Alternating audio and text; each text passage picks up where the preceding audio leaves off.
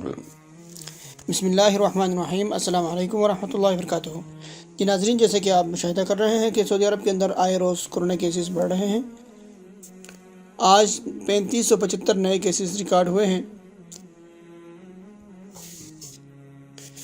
جیسے کہ آپ دیکھ سکتے ہیں، 1 فروری 2022 سے تیسری ڈوز لازمی قرار دی ہے۔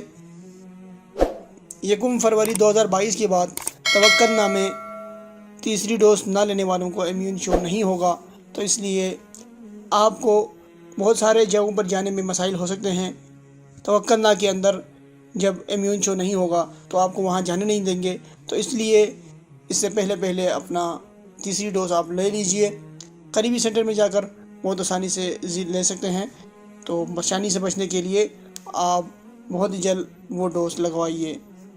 اللہ تعالی ہم سب کو اپنے حفظ و امان میں رکھے۔